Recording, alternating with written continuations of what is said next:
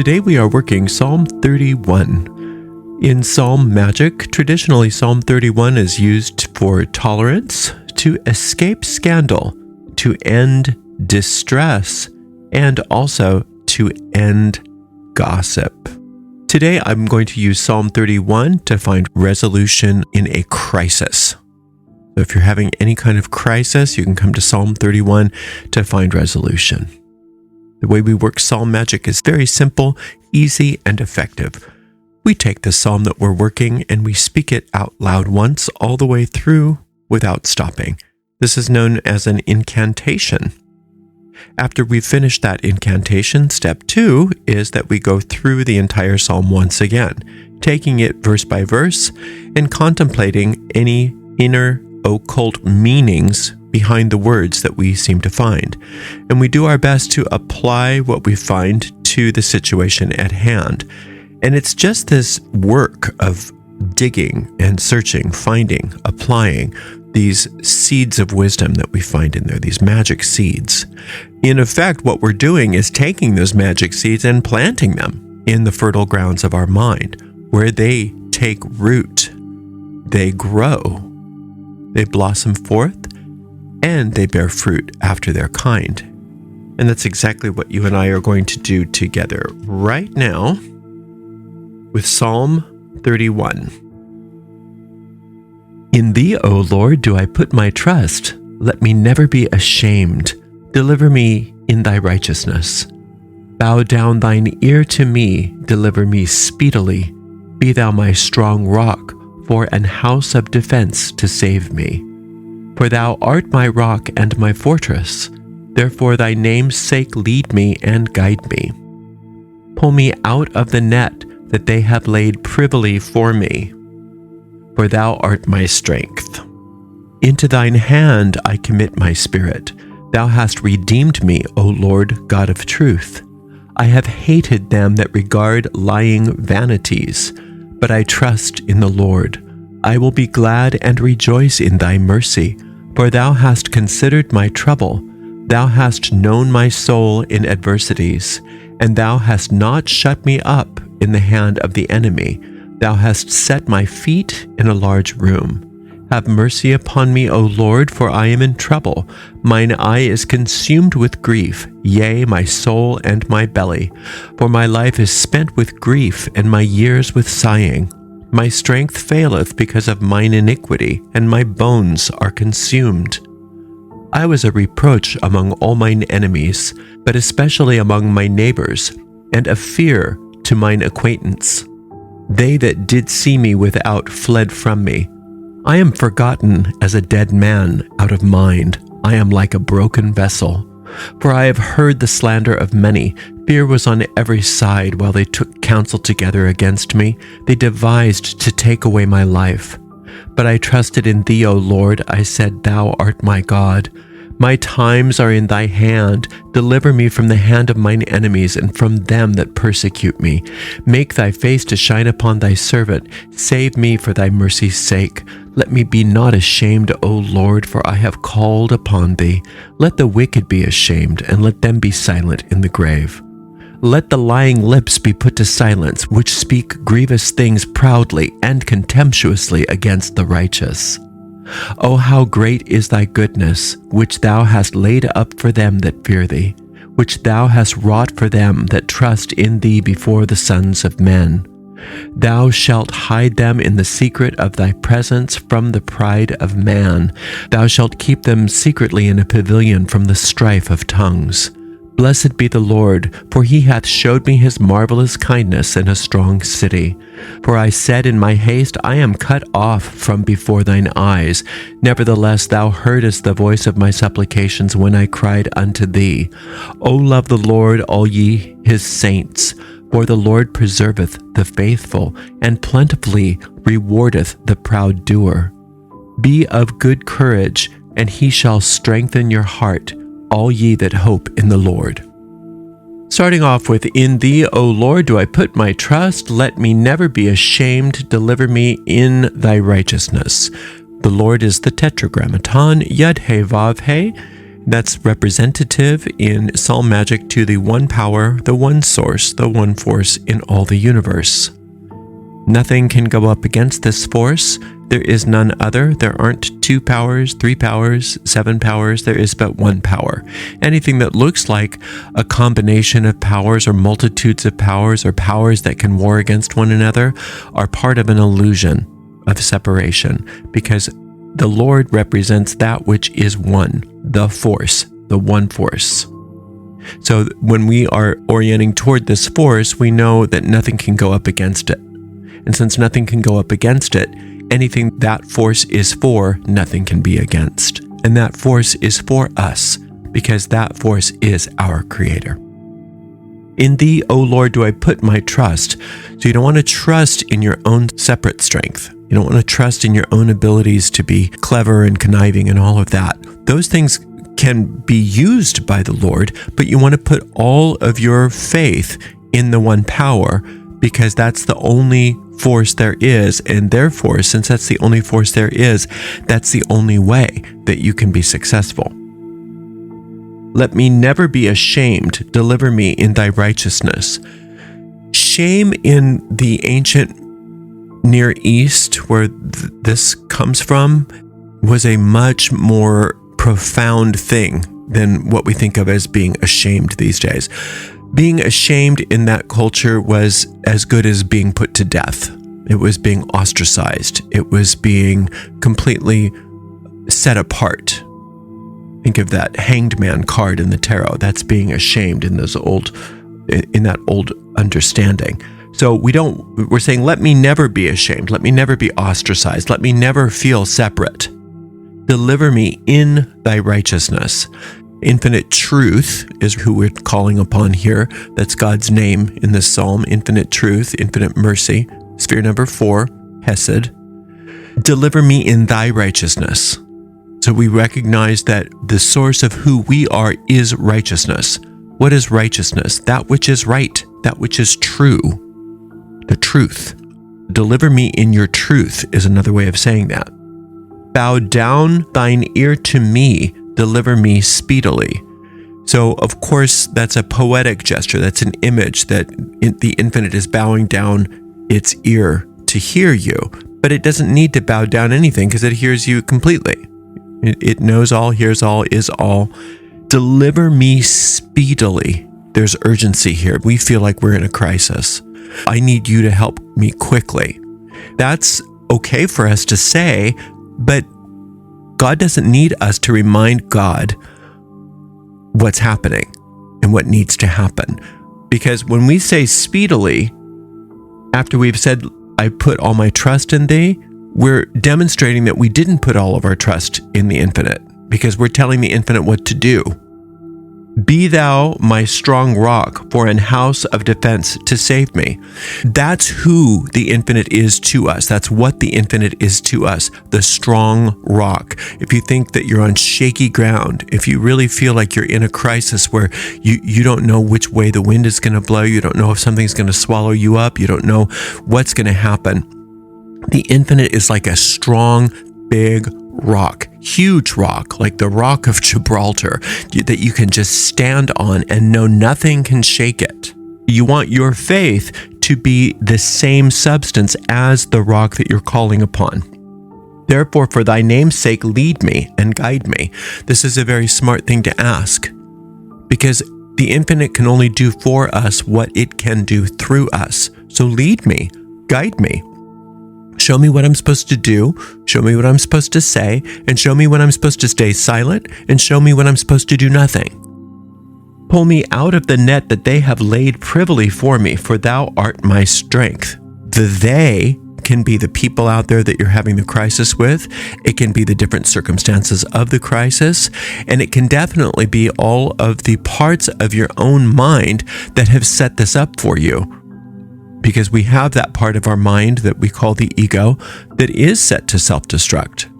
And so there is our own involvement in this as well. So no matter who they are, it's saying, pull me out of the net that they have laid privily for me, for thou art my strength. These are hunting images. So you just can get right into that image that all of this crisis is me being the prey. against this hunter. And we're calling out to infinite intelligence to set this aright. Into thine hand I commit my spirit. Thou hast redeemed me, O Lord God of truth. So those of you who have any Christian background, remember that this is what that character in the New Testament called Jesus called out from the cross. Why? Because that character was an obvious psalm magician. Each and every time some cool thing happened, it was right after he recited a psalm. So there you have it. We're taking that same psalm and we're doing it here, whatever your cross is, whatever your crisis is. Into thine hand I commit my spirit. Thou hast redeemed me, O Lord God of truth. Lord God of truth is God of Hesed, God on sphere number 4, which is God of mercy, which is God of deliverance, God of salvation, God of abundance, prosperity, and all good. I have hated them that regard lying vanities, but I trust in the Lord. Hating in the Psalms means turn away from, disassociate from. We are turning away from everything that is lying vanity, especially that which is within ourselves. Lying vanity. What are some ideas about lying vanity in regards to this problem, this crisis? Anything that says, I've got to solve this myself, I know what this is, I have to figure this out, I know what's happening, those are lying vanities. Because you don't know what it is. You know what you think it is, you know what you perceive it to be, but if you knew how to take care of this, you would have taken care of it already. So don't do lying vanities about the problem itself. Recognize, I don't know what's going on. If I knew, I would fix it, but I don't. That's why I'm turning to infinite intelligence. So I'm going to completely disassociate my mind with any idea of how I think this is going to be solved. I trust in the Lord, it says, but I trust in the Lord. I will be glad and rejoice in thy mercy, sphere number 4, for thou hast considered my trouble. Thou hast known my soul in adversities. It's so important to recognize that the infinite considers you all the time. There's never a moment when the infinite's not thinking about you and thinking lovingly about you. And part of that love for you is letting you do your thing. So if you need help, the infinite is responsive to that need for help when you ask for it and when you allow that help to be received by you. But the second you start your lying vanities again, the second you start saying, okay, I'll take it from here, I know what this is, I know what I'm doing, I'll do it myself, infinite intelligence has to wait for you. This is an amazing reaffirmation that the infinite knows you, knows the situation, knows the solution, has this handled. Get out of the way and stop trying to fix it yourself. And hast not shut me up into the hand of the enemy. Thou hast set my feet in a large room. The large room is any place of freedom. It's large because there's a place for you to go. You are no longer shut up in the hand of the enemy. You're no longer imprisoned by this crisis. Now you are set free. And this large room is a large room in the sanctuary where you are not only free, but you are safe. You haven't been set free out into the wilderness where you've got to fend for yourself now. Good luck. No, you're being set into a large room where it's so large that you have the freedom to be, do, and have anything you want. But you are safe. You are protected. Have mercy upon me, O Lord, for I am in trouble. Isn't that a great thing to say? When you're in trouble, just saying it. Not pretending like everything's cool. That's what toxic positivity is, by the way. Toxic positivity is when you say, oh, I can't say I'm sick, or I can't say that I'm in trouble. I can't say that I'm upset, because that's not positive. Everything's great. Everything's great. No, not in the Psalms. In the Psalms, you name it. You wallow in it if you need to. You gnash your teeth if you have to, because you don't want to avoid it, because what you resist persists. So have mercy upon me, O Lord, for I am in trouble. I'm in trouble. You're coming to help me from sphere number 4, which is mercy, and you will solve this. You are solving this. In fact, you have solved this for me. Now I just need to accept that. Mine eye is consumed with grief, yea, my soul and my belly. When your eye is consumed with grief, then your soul and belly are consumed with grief because you only see that which is grievous. Anytime you've lost somebody, either a relationship ended or somebody died, and you're in great mourning, everything you look at, it's like, why don't they know I'm mourning? Every song you hear, it's talking about my mourning. Everything you look at is about your mourning. Your eye is completely informed by your grief. My eye is consumed with grief, yea, my soul and my belly. If you're consumed with it, everything you see is going to reflect that, and you're going to be perpetuating that. Now, again, we don't want you to pretend like you're not feeling it, but you do want to be released from it. And that's what this psalm is doing. For my life is spent with grief, and my years with sighing. My strength faileth because of mine iniquity, and my bones are consumed. Now, when you're in the middle of a crisis, you know what that feels like. It's like there's no end to it, and there's no part of me that's not in crisis right now. It's every part of the fabric of my being. There is no space in me that is not filled with grief, that is not filled with whatever it is, fear, mourning, upset. Telling the truth about that, being clear about that, for the purpose of allowing the infinite to come in and lift you out of that. You're recognizing that, but you don't want to hold on to it anymore. I was a reproach among all mine enemies, but especially among my neighbors, and a fear to mine acquaintance. They that did see me without fled from me. So the people who aren't running from me in terror because I'm such a pain, I'm such a misery, I'm like, get me away from this person. They're so negative. The people that did hang out with me, even though I'm so miserable right now and I'm so impossible to be around, they can't stand being around me. I'm forgotten as a dead man out of mind. I am like a broken vessel. When you're in that kind of a crisis, nobody is going to help you except for the infinite. Nobody can help you except for the infinite because you're broken. You're like a broken vessel. I was thinking about that the other day. I remembered being back in a particular part of my own life where I had really been consumed by something. And I remember thinking to myself, I was such a shell of myself. I was such a broken shell of myself. It was through Psalms like this that I was able to be lifted up out of that. You know what that's like from other times in your life when you felt broken.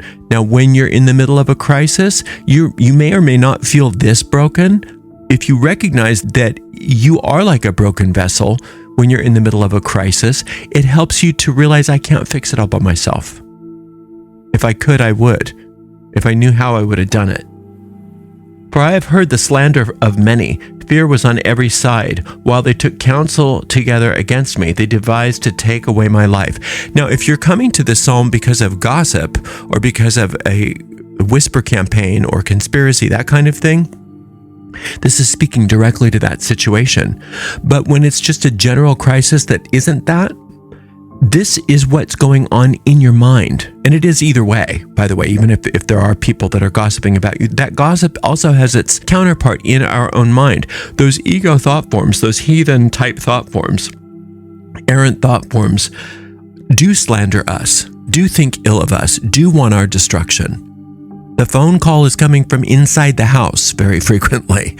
And this is important to understand, that those thoughts are the seed of fear, the seed of self-slander, and trying to kill you, trying to take away your life. That's the insanity of the ego. It's like a parasite on a host, but once it kills the host, it has no place to live. So it's a suicide mission for the ego too, but the ego will never be made sense of because it's pure insanity. So you don't want to try to make sense of these patterns. You want to just bring them to the infinite and allow them to be healed. But I trusted in thee, O Lord. I said, thou art my God. There's only one source, one substance. There's nothing that can go against it. Recognizing that, realizing that, there's one, and that's it. It's not separate from me. I'm a direct extension from it. There's that place where we are one. And that place where we are one is where all healing happens. And I need to focus my mind on that. My times are in thy hand. Deliver me from the hand of mine enemies and from them that persecute me. So the persecutions that are happening internally and externally, they're both happening depending on your situation. When you're in the ER, you're not supposed to put in your own IV. You're not supposed to take your own vitals. You're not supposed to give yourself fluids. You're not supposed to do any of that. It's all done for you. So when you're in a crisis situation like this, allow it to be done for you. Don't try to do it for yourself because you're interfering when you do that. Make thy face to shine upon thy servant. Save me for thy mercy's sake. It's easy for the infinite to do this. The infinite's at the ready, waiting for that, but can't do it against your will. So you saying this is saying, it is my will for you. I'm willing for you to help me, to save me for your mercy's sake. Let me be not ashamed, O Lord, for I have called upon thee. Let the wicked be ashamed. Let the wicked be ashamed, and let them be silent in the grave. So the wicked in this case is the thoughts that are in your mind that are causing you to have this crisis. Now, I'm not saying that it's your fault that you're having this crisis, but the thoughts that are still tying you to this crisis need to be taken care of, because once they are taken care of, the crisis will vanish. It will disappear no matter what anybody's doing or saying. That's the power of this magic. So let me not be ashamed. I have nothing to be ashamed of. I am an expression of pure divinity. No matter what I may have said or done in my past, only happened within the realm of this horrible hallucination that we call three-dimensional reality here. In truth, the infinite and I are one. We are happy, and I'm happy with everyone and everything in the universe. That's what's happening in an alternate universe, in the real universe. So let me not be ashamed. So let me not look at this universe as who I am, this fake world. O Lord, for I have called upon thee. Let the wicked be ashamed, and let them be silent in the grave. Let everything that is part of this problem in this world of drama and illusion, let it deal with itself. I'm going to your world. I'm going on your side where everything is perfect. Everything is permanently perfect. Let the lying lips be put to silence, which speak grievous things proudly and contemptuously against the righteous. How contemptuous we are of ourselves. We treat ourselves with utter contempt. And we're saying, I'm not doing that anymore. I'm not allowing myself to have contempt against myself ever again. I'm going to have infinite intelligence replace my contemptuous thoughts with thoughts of perfection, with the thoughts of truth, because truth is the name of God who is working this psalm. Truth is the name of God here. So infinite truth is the only reality in my body, mind, and affairs. That's what we're saying, bottom line here. No matter what I think, no matter what anybody else thinks, no matter what I say, no matter what anybody else says, infinite intelligence is truth. Infinite truth is the only reality here.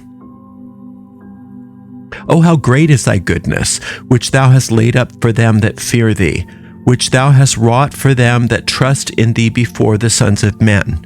So to fear infinite truth is to feel the presence of it. When you're in the presence of infinite truth, you feel ecstasy. When you feel ecstasy, then that means that the infinite is working through you. When the infinite's working through you, your problems have no place.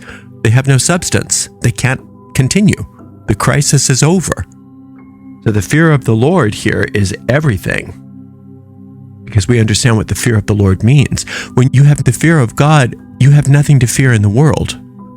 The fear of God destroys the fear of anything else, because the fear of God isn't fear like we understand it here. It's fear without pain, which is another word for ecstasy. Thou shalt hide them in the secret of thy presence from the pride of man. Thou shalt keep them secretly in a pavilion from the strife of tongues. When I was little, a lot of people used to make fun of me. I was one of those kids that got bullied a lot because I was so different. And I would just take my dog and I would find these little places where it was just so secluded and so safe. And it was just me and my book. And I remember feeling so safe as a little kid doing that. And this reminds me of that on steroids.